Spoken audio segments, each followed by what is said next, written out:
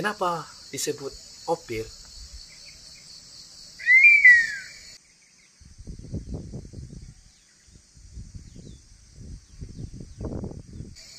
Karena di belakang saya ini, sebelum menjadi kebun PT P6, merupakan kebun peninggalan Belanda. Jadi zaman Belanda pun di belakang saya ini sudah dijadikan perkebunan. Tentunya karena tanahnya subur. Kembali judul saya tadi, tanah yang diberkahi. Apapun yang ditanam akan tumbuh dengan baik. Apa perkebunan Belanda dulu di belakang saya ini? Yang pertama ada perkebunan kopi, yaitu kopi Robusta.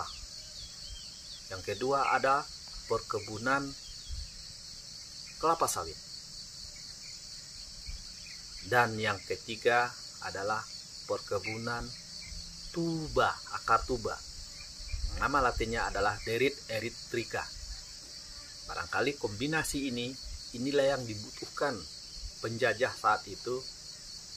Kopi sangat mereka butuhkan karena untuk ekspor ke negara mereka menjadi minuman sangat dibutuhkan saat itu. Kemudian kelapa sawit mungkin dibutuhkan sebagai penghasil minyak goreng. Dan akar tuba dibutuhkan sebagai insektisida saat itu. Mungkin insektisida kimia yang ada saat ini pada zaman itu belum ada, makanya akar tubalah yang digunakan untuk insektisida. Komplit di belakang sana, semua tumbuh subur. Makanya setelah penjajah pergi, lahan Belanda yang subur ini digantikan dengan perkebunan PT P6 yang sampai sekarang dikenal dengan kebun opir. Dan di belakang saya ini sampai saat ini daerahnya, namanya adalah daerah Opir yang berada di Gunung Pasaman. Saya saat ini berada di Gunung Pasaman. Besar kemungkinan dari penamaan tersebut yang ada sampai sekarang, nama Opir itu berada di Gunung Pasaman. Dan saya berkeyakinan di tempat saya berdiri inilah opir tersebut yang ditulis di buku-buku sejarah, bahkan kitab-kitab beberapa agama, kitab Nasrani. Opir tersebut berada di tempat saya duduk sekarang ini. Makanya saya sebut inilah tanah yang diberkahi. Selain dari karena nilai sejarahnya dalam ilmu alam, siklus hujan terjadi akibat penguapan air di lautan. Di belakang saya adalah lautan Samudra Hindia. Kemudian menjadi awan. Awan merupakan sekumpulan uap air dan ditiup angin dari laut ke arah gunung tempat saya berdiri ini.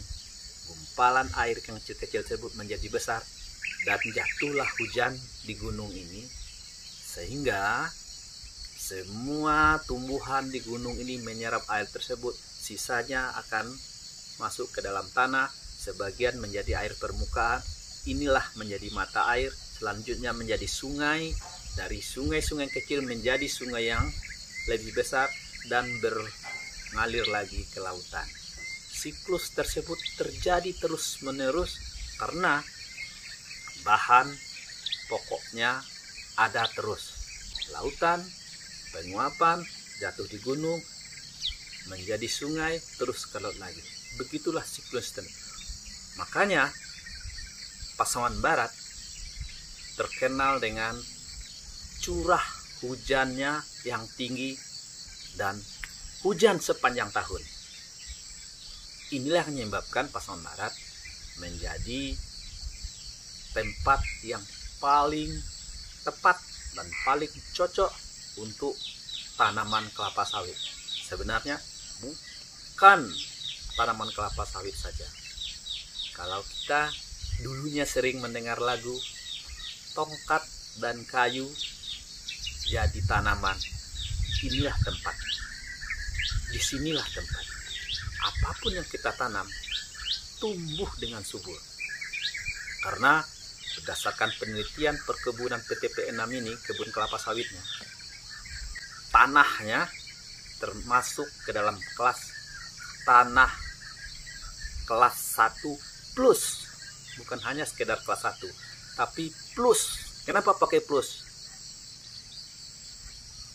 Sebagai latar belakang ilmu pertanian yang pernah mempelajari ilmu tanah, tidak ada klasifikasi tanah itu yang menjadi kelas 1 plus. Yang ada cuma kelas 1, itulah tanah yang paling subur.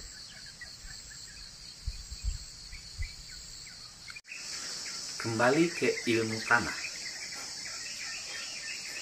Berdasarkan klasifikasi jenis tanah, tanah di Kabupaten Pasaman Barat ini berdasarkan hasil uji yang dilakukan oleh PT Perkebunan 6 merupakan jenis tanah andosol.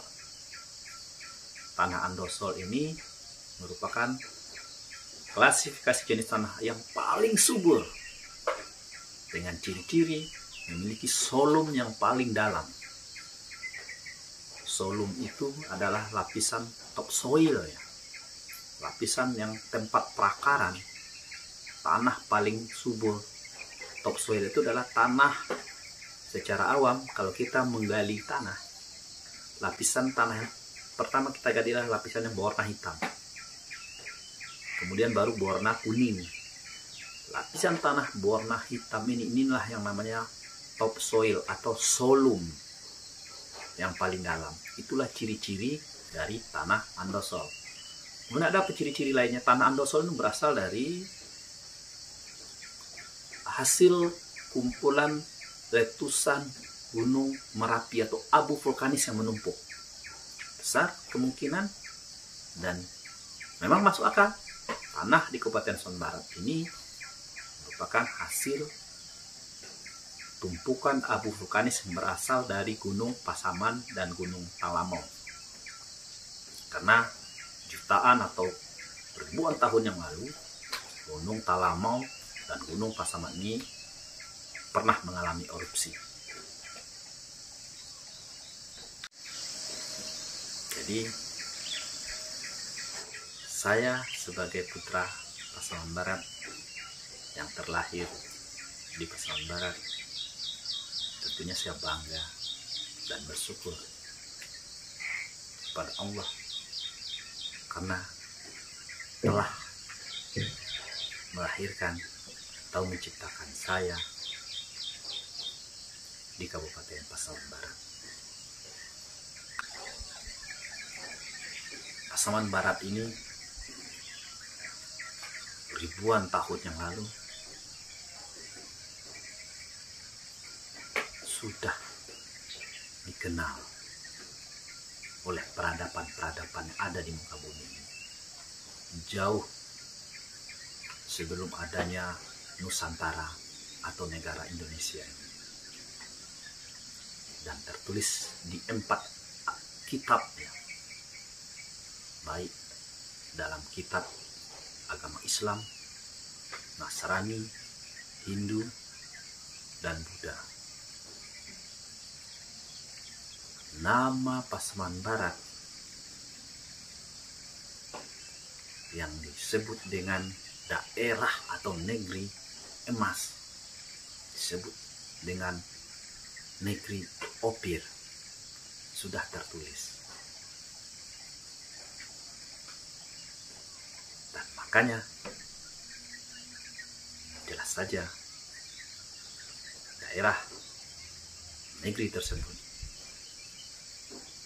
saya sebut dengan tanah yang diberkahi. Untuk episode berikutnya dari kaki gunung Pasaman ini, kita akan bercerita, saya akan menceritakan apa kaitannya daerah Pasaman Barat ini dengan keberadaan Nabi Adam dan penciptaan Nabi Adam pada zaman dahulu. Ikuti terus channel